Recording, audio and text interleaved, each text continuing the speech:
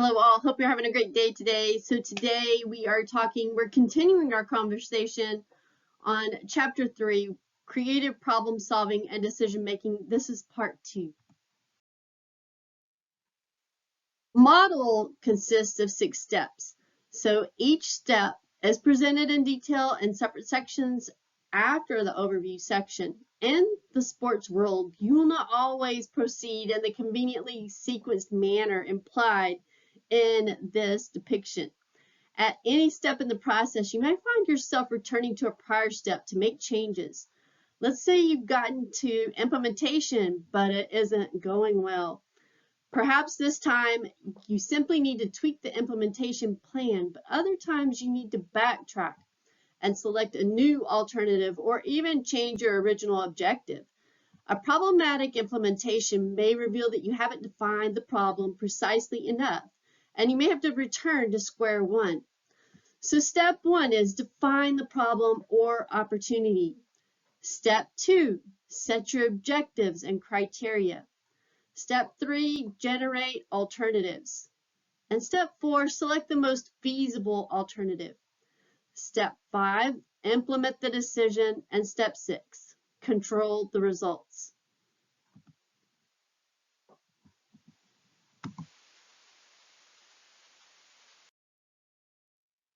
Problems can be classified in terms of how the decision is structured, the conditions in which the decisions are made, and the decision model to be used based on the structure and condition. Decision structure can be categorized as programmed or non-programmed. Non-programmed decisions are recurring or routine situations in which the decision maker should use decision rules or organizational policies and procedures to make the decision. Here's a typical decision rule for Dick's Sports Goods. Order X number of Titleist golf balls every time stock reaches level Y. So it's not necessary to follow all of the steps of the decision model. Non-programmed decisions are significant but non-recurring and non-routine situations in which the decision makers should use the decision model. To qualify as significant, a decision must be expensive, i.e. purchasing your major assets, or having major consequences, such as launching a new product. Adidas made a non-programmed decision when it purchased Reebok. Non-programmed decisions should take longer to make than programmed decisions. Note that decisions fall along a continuum for totally programmable to totally non-programmable, with many combinations of the two types in between.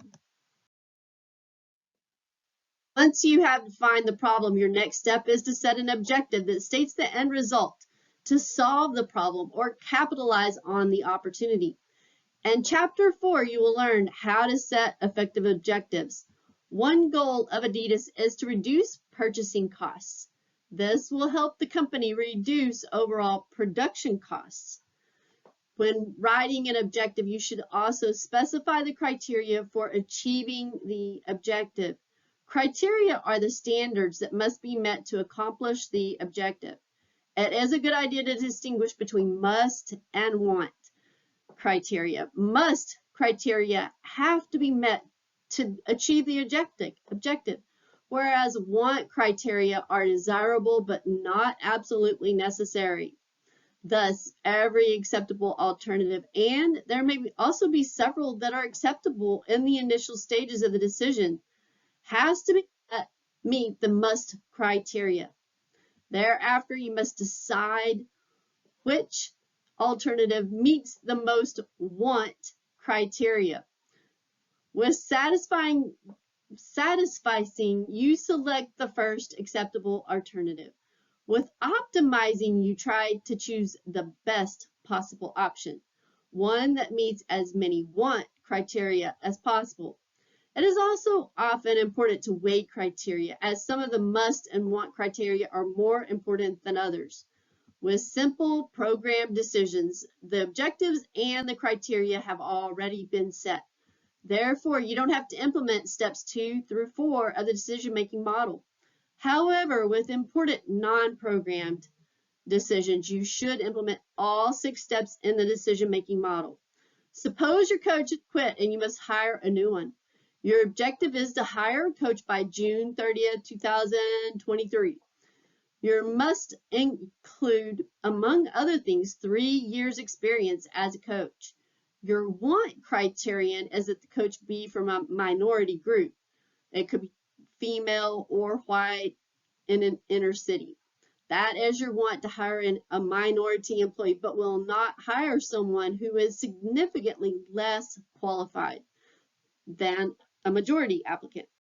In this situation, you would optimize the decision following the 6 steps of the model rather than satisfice.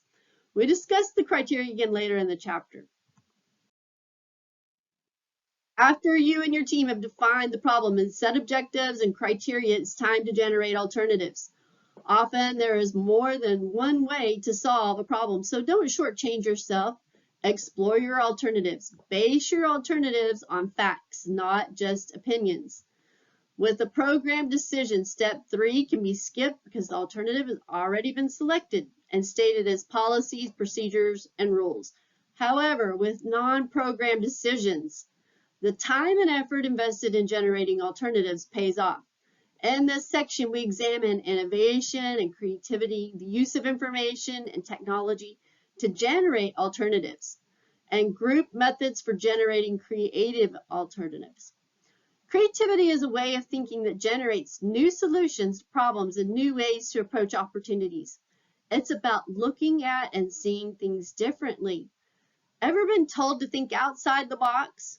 Creativity is about coming up with new ideas, but they are useless if they are not implemented through innovation. And innovation alters what is established by introducing something new. 2 classifications of innovation are product innovation, new things including products, and process innovation is new way of doing things. Creativity is needed, but it is essentially useless if it's not implemented. As you solve problems and take advantage of opportunities, you will often ask yourself, how much information do we need and where should we get it? Unfortunately, there are no simple answers. The more important the decision, the more information you need generally. However, too much information can paralyze the decision-making process. That is, the decision becomes too complex and you never get to the best choice. So, tech and data are your decision tools, not your boss. Therefore, it helps to know what constitutes useful information. Useful information has 4 characteristics: timeliness, quality, completeness, and relevance. Timely information is information that you get in time to make your decision.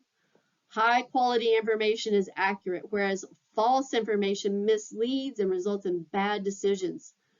Complete information is, of course, extensive, no holes, no gaps, and relevant information pertains to the group's objectives. Having a clear objective and good criteria helps you to check irrelevant information. So timeliness, can we get what we need in time? Completeness, is our information complete, or is there more out there that we need to dig for? Relevance is our information relevant? And quality, is the information correct? Decisions are made in an environment of uncertainty, risk, and uncertainty. These elements are called decision-making conditions. When you make decisions in a certain environment, you know the outcome of each alternative in advance, so you can usually take quick action. When you make decisions in a risky environment, you don't know each outcome in advance, but you can assign probabilities of occurrence to each one. In an uncertain environment, lack of information or knowledge makes the outcomes unknown, or accurate probabilities can't be made. Top-level managers tend to make more risky and uncertain decisions than lower-level managers do. Although risk and uncertainty can never be accurately predicted, they can be reduced with information or big data. The key is for event decision makers working in an increasingly fast-paced environment to plan for the event come game time by having risk assessments and contingency plans. And the sport world, conditions can't always be neatly categorized as certain, risky, or uncertain. As shown in figure 3.3, the conditions are on a continuum. Left end of the continuum is looking at the quantitative techniques, the objective, which is oftentimes your maximum use of math or information. The right end of the continuum is your cost-benefit analysis. So it's subjective, and there's minimum use of math in that particular situation. Like brainstorming, steps 3 and 4 of the decision-making process are separate steps. There is a good reason for this. Generating and evaluating alternatives at the same time tends to kill creativity and often leads to satisficing. So after generating evidence-supported alternatives, you analyze them using analytical thinking. You want to select the best alternative, but notice that step 4 says the most feasible. The most feasible alternative may not always be the best alternative because we have limited resources. For example, NCAA Division III teams have limited budgets for coaches, so these teams generally can't attract and hire coaches with the same experience as those hired by Division I and pro teams. So they hire the most feasible coaches who are often internal employees, including team graduates who know the college athletic program. As you and your team evaluate alternatives, think forward and try to predict possible outcomes by synthesizing information. Use an ethical guide to consider the ethics of each alternative. Use the objectives and criteria you developed in step 2 of the decision-making process to critique each alternative. Then compare how each alternative measures up against your other alternatives. To assist you in this process, become familiar with, if not adept at, 2 types of techniques: the quantitative analysis and cost-benefit analysis that we just talked about. To get you started, we present a brief overview here. The quantitative techniques use mathematical analysis to assess alternative solutions. So your Microsoft Excel sheets and other software make this process easier. The field of sport management is increasingly using quantitative methods. Recall our MLB Moneyball example and the increasing use of statistics or big data in baseball and other sports at all levels. The break-even analysis involves forecasting the volume of sales and the cost of production. The break-even point or payback occurs at the level where no profit or loss results. As a manager at a skating rink, you buy a pair of skates for $50. Each time you rent the skates, you get $5. How many rentals does it take to break even? Easy answer, right? It takes 10 rentals to pay back the $50. And every rental after that is profitable. So your break-even analysis is commonly used to determine the number of tickets that need to be sold to cover the cost of an event. Decisions can be made, but not implemented successfully. Have you ever made a New Year's resolution, like to lose weight, but you didn't succeed? Why? A key reason is not developing a detailed plan to achieve your objective. So once you make a decision, you need to commit to meeting the objective and developing a plan to achieve it. Your plan of action should include a schedule for implementation. You also need to get the necessary resources and coordinate them with your current resources to implement the plan that will achieve the objective. Communicating the plan to all employees is also critical. Delegating is key to smooth implementation. You may need multiple implementation plans. Adidas, for example, developed a plan to sell tailor-made golf clubs, a plan to advertise them, and a plan to distribute the clubs at the retail level. Control methods should be developed as part of your plan. Establish checkpoints to monitor progress to determine whether the chosen alternative is solving the problem. If not, consider action. You will learn how to control in chapters 13 and 14. More important, if the implementation continues to go poorly, don't remain with your decision. That is, change your tack. For example, if a team is losing, it often tries different plays and players in various positions to score and win.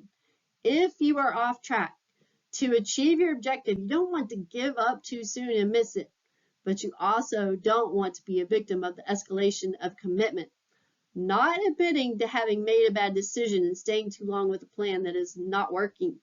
We all face loss aversion, the feeling that the pain of losing would be greater than the joy of winning. Do you have a tendency to stay with a plan even when you get bad news by wasting more resources and throwing good money after bad? Why? Is it because you don't like to lose and don't want to admit that your plan is not effective at meeting the objective, even to yourself? Do you know anyone who will never admit to making a mistake?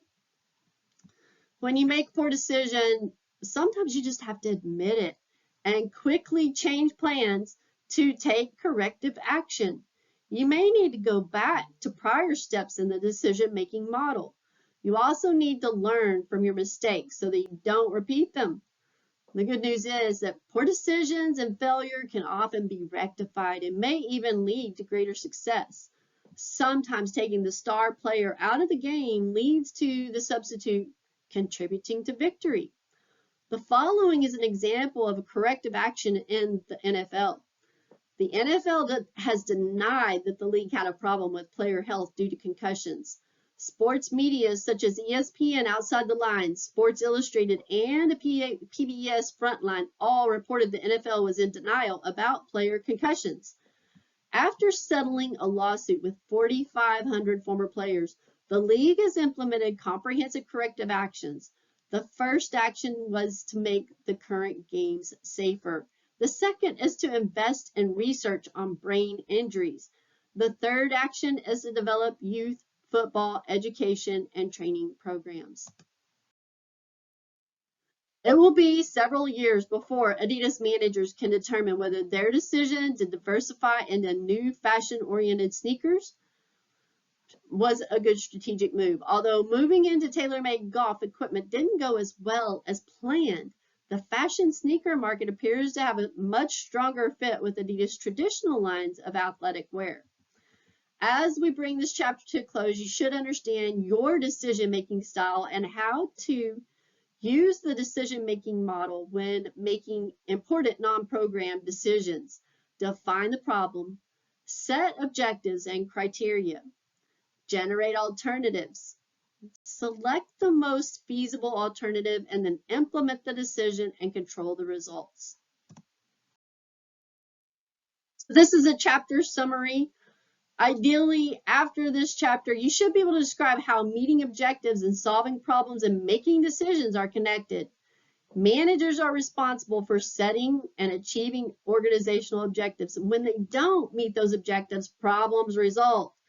When problems exist, decisions must be made about what, if any, action must be taken. Explain how management functions, decision-making, and problem-solving relates. When managers plan, organize, lead, and control, they make decisions. When they are not proficient in these functions, they are part of the problem, not part of the solution. You should be able to list the 6 steps in decision making. So define the problem or opportunity, set your objectives and criteria, generate your alternatives, select the most feasible alternative, implement your decision, and control the results. It's a feedback loop. Identify programmed and non-programmed decisions and recognize certain risky and uncertain business conditions. Programmed and non-programmed decisions differ in how often they recur, whether they're routine, and their level of significance. Non-programmed decisions are non-recurring, non-routine, and highly significant decisions. Programmed decisions are recurring, routine, and less significant decisions.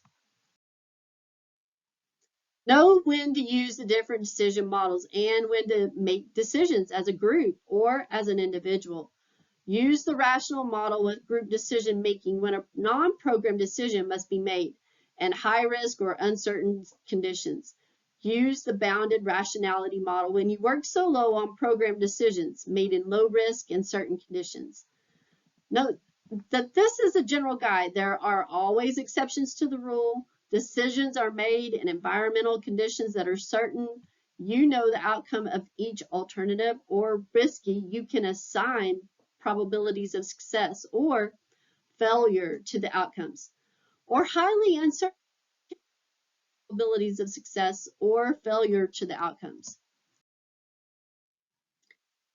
You should be able to state the difference between an objective and a must and a want criteria. An objective is the end result you must want from your decision. Must criteria are the requirements that an alternative has to meet to be selected. Want criteria are desirable, but they're not absolutely necessary. Explain how creativity and innovation differ. Creativity is a way of thinking that generates new ideas, while innovation is the implementation of those new ideas. And then describe the 3 stages in the creative process. So the 3 stages are preparation, incubation, taking a break from the problem, letting your subconscious work on it, and illumination. Recognize when the light bulb goes on, and 3, evaluation, critique your idea to make sure it is a good one. And explain how quantitative and cost-benefit analysis facilitate selecting alternatives. Quantitative analysis uses math to objectively choose the alternative with the highest value. Cost-benefit analysis combines subjective analysis with some math, although alternatives don't necessarily have to be quantified to be compared, as in the pros and cons approach. Thank you for joining me today. I look forward to talking with you again. Take care.